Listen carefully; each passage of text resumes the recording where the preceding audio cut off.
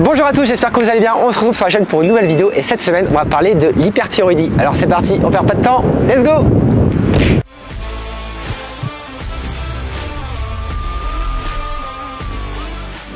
Voilà, donc on se retrouve pour une nouvelle vidéo. Je suis à nouveau en présence d'Hélène. Est-ce que tu peux te présenter?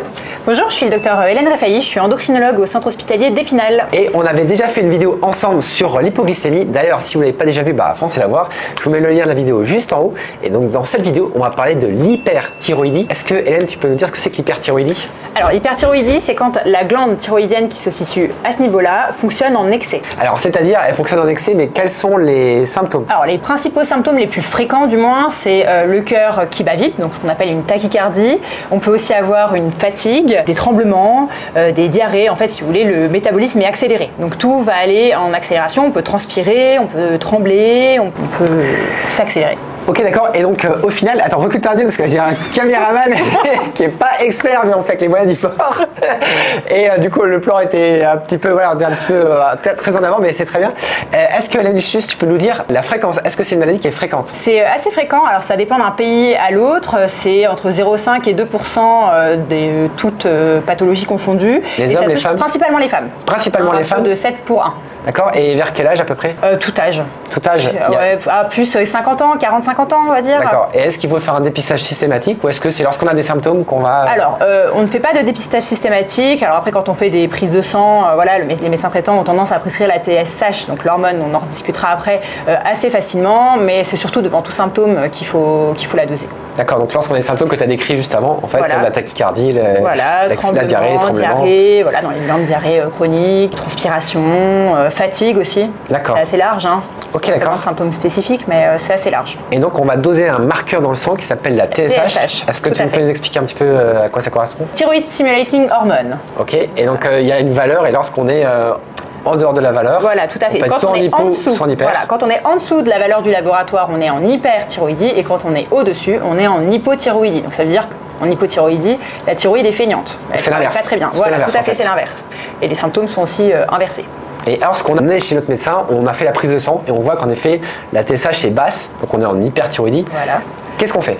On va rechercher la profondeur de l'hyperthyroïdie, donc on va doser d'autres hormones, et si ces hormones-là sont, elles, augmentées, ça veut dire qu'on est en hyperthyroïdie franche, et donc là, il faudra traiter en urgence. Donc quel est le traitement? Alors, déjà, on va refroidir la thyroïde. Quand je dis refroidir, c'est mettre des traitements médicamenteux en place pour calmer un peu la fonction thyroïdienne, et après, selon la cause, on pourra faire un traitement plus radical ou non. Il y a différentes causes de l'hyperthyroïdie, est-ce que tu peux nous en donner quelques-unes? Alors déjà, ça peut être une maladie auto-immune, comme la maladie de base d'eau, qui peut aussi toucher les yeux. Sinon, les meilleurs examens, c'est l'échographie dans un premier temps et la scintigraphie thyroïdienne si besoin. Ça nous oriente vraiment vers la cause. Dans les autres causes, en dehors de la maladie de base d'eau, donc qui est une maladie auto-immune, on a des nodules qui peuvent faire fonctionner en excès la thyroïde, donc soit un nodule isolé, soit plusieurs nodules.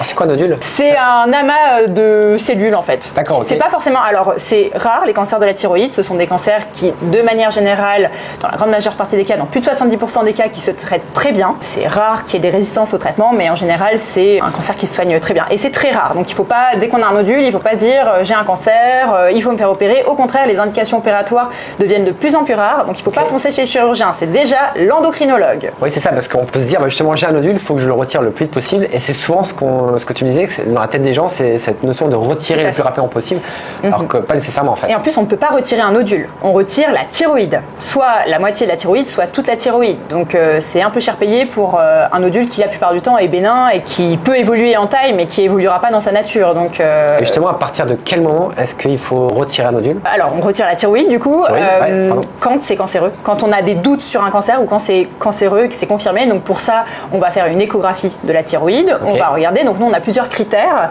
Si on voit que le nodule est gros ou qu'il a des aspects un petit peu particuliers, on va aller faire une petite cytoponction. Donc ça se fait pas au bloc opératoire, ça se fait de manière stérile. On installe le patient.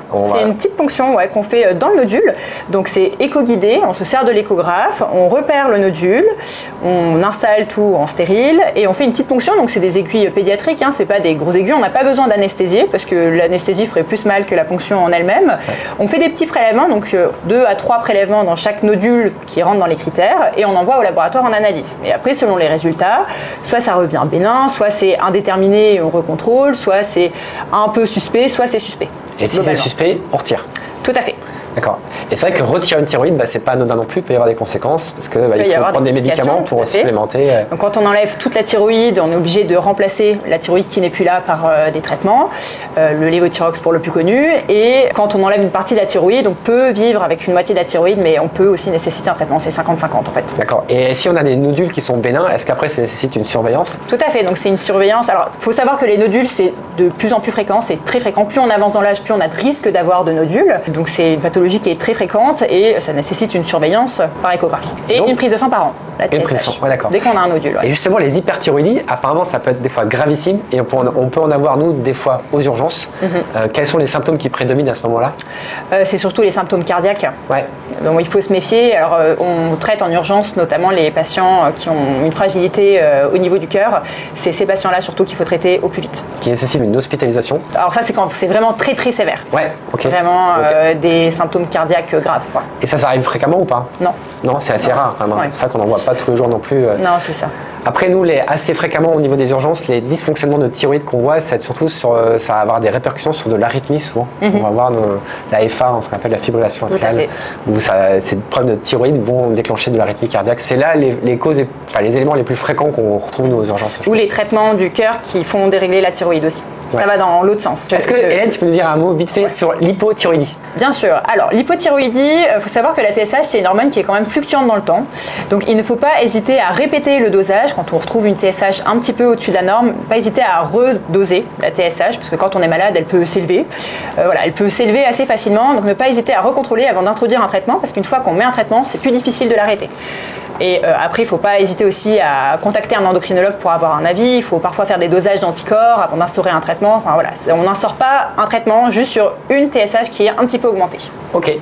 Et juste, peut-être pour terminer la vidéo, vu que là on a un échographe sous la main, est-ce que du coup, je vais faire un peu le cobaye, est-ce que du coup tu peux nous faire une petite échographie de thyroïde rapidement pour qu'on montre un petit peu comment ça fonctionne et montrer un petit peu aux gens, parce que ça c'est des examens que tu fais fréquemment. Tout à fait. Ouais.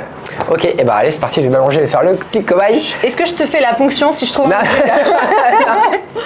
non, je sors de garde et tout, franchement, c'est pas le moment, quoi. Donc, il faut savoir que l'échographie, c'est un examen qui n'est pas invasif. On peut le faire chez les enfants, chez les femmes enceintes. C'est pas des rayons comme en radio ou en scanner.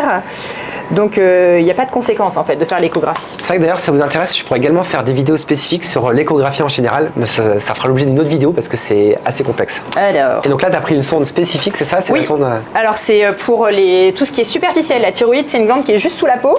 Donc on se sert de ça. Alors, c'est pas tout à fait celle qu'on utilise habituellement. Elle est un petit peu plus large, mais c'est une haute fréquence, donc c'est tout bon. Allez, on y va. C'est froid. Attention, il y a du gel. Donc on met du gel. Évite de mettre du gel sur le micro. Oui. Sinon, on n'entendra plus rien. Alors, rapidement, donc là, on a la trachée, donc c'est le tube pour respirer. Donc en échographie, c'est inversé. Tout ce qui est à gauche, c'est à droite. Donc là, on a le lobe thyroïdien droit. Ouais. Et là, on a le gauche. Et on a un petit pont qui relie les deux, qui est juste ici, qu'on appelle l'isthme. Et tu n'as pas de nodule. Ah, ouf, bonne nouvelle. Bonne nouvelle, pas de fonction. En direct. Je suis un peu déçue. Désolée. Mais ça peut évoluer avec le temps. Voilà. Ok, d'accord. Donc c'est vrai que c'est pas du tout douloureux, c'est pas du tout non. Invasif. Je vérifie juste, mais je suis deg. Je voulais vraiment que tu aies un petit... Ah si, tu as un petit nodule là. Tu as un kyste. Allez, petit kyste. Alors du coup, qu'est-ce qu'on fait avec le kyste là? Ça, vu sa taille et que ça ne te gêne pas, on ne fera rien du tout. D'accord, même pas besoin de le contrôler, rien du tout. Non, bon, après les kystes ça peut grossir de taille et puis on évite en fait de vider un kyste parce qu'il a tendance à revenir et à même être plus gros. Donc on est encore plus embêté. Et au final, c'est un examen qui dure combien de temps? L'échographie, quand il n'y a rien, 5 minutes. Ouais. Quand il y a beaucoup de nodules avec des grosses thyroïdes, 3 quarts d'heure. Ok, ah oui, d'accord. Une demi-heure, 3 quarts d'heure. Et puis avec les ponctions, oui, on met des créneaux de 3 quarts d'heure. Et la ponction, c'est du coup, tu mets l'échographe et tu vas aller avec une aiguille mettre Bien sûr. Donc on met un plastique au-dessus, en gros, c'est des matériels spécifiques, on met un petit champ opératoire, on désinfecte et on repère avec l'échographe, on prend notre aiguille et puis nous on met des gants stériles bien sûr et puis on fait 3 piqûres dans chaque nodule en théorie. D'accord, entre 2 pour après l'analyse qu'on a dit tout à l'heure. Voilà, et qu'on envoie en laboratoire qui va analyser la cellule et on met une dizaine de jours à avoir les résultats à peu près. Mais je ne fonctionnerai pas ton kyste. Bon, merci beaucoup. Et je vois même pas le kyste. Il est là. Ouais, tu vois, il fait 5 mm quoi. Voilà, donc le kyste fait 5 mm pour ceux que ça intéresse. Bref, en direct. Ok, bah merci beaucoup, vraiment. Merci Hélène, c'était vraiment avec super plaisir. intéressant. Comme d'habitude, si vous avez des questions, n'hésitez pas à les poser en commentaire. Comme d'habitude, si vous voulez, pensez à mettre le petit pouce pour me soutenir. Merci Hélène, et on vous dit à la prochaine. À plus. Salut. T'as du gel. C'est pas grave, c'est bien comme ça.